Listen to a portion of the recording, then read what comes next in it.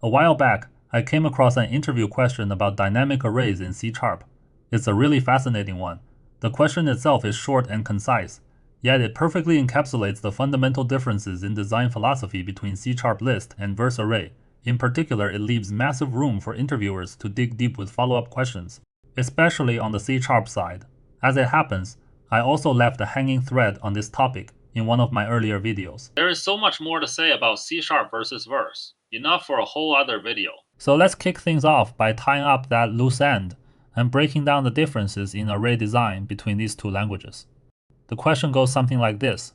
It first presented a method for removing elements less than to 4 from a dynamic array, then asked what issues this method has and how to optimize it. At first glance, before I even finished reading the whole question, something felt off. We're also used to using I++ in our daily coding, so why the unexpected ++I in this problem? Of course, this is actually just a tiny trap laid by the question designer. Whether you use here, the value of I inside the loop body is exactly the same. In fact, the real pitfall of this question is deleting elements while iterating through the collection, which causes index misalignment. Here's exactly why this happens. When you iterate with an index in a for loop and remove an element using removeIt, the elements in the list automatically shift forward to fill the gap left by the removed item. As a result, the index of every subsequent element changes.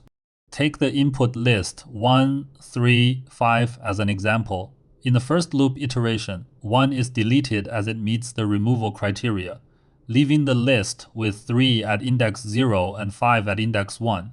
So in the second iteration, when I advances to index 1, it points directly to 5, and 3 is automatically skipped.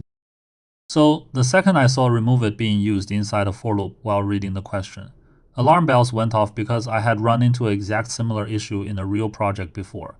I remember the proper fix was just calling the list removal method directly, like this.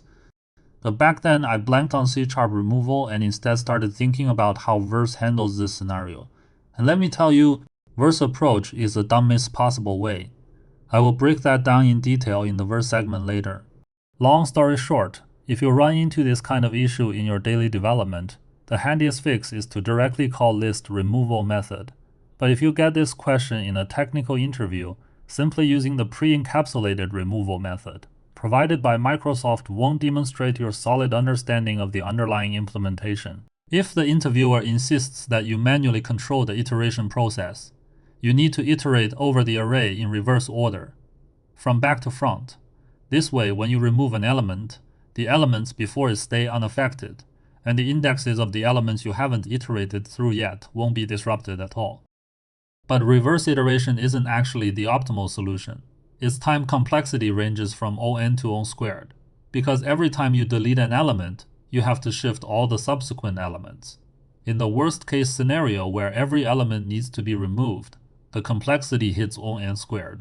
So if the interviewer is testing your knowledge of data structures and algorithms, they'll ask whether it's a method that's always O(n). At that point you can answer, yes, there is.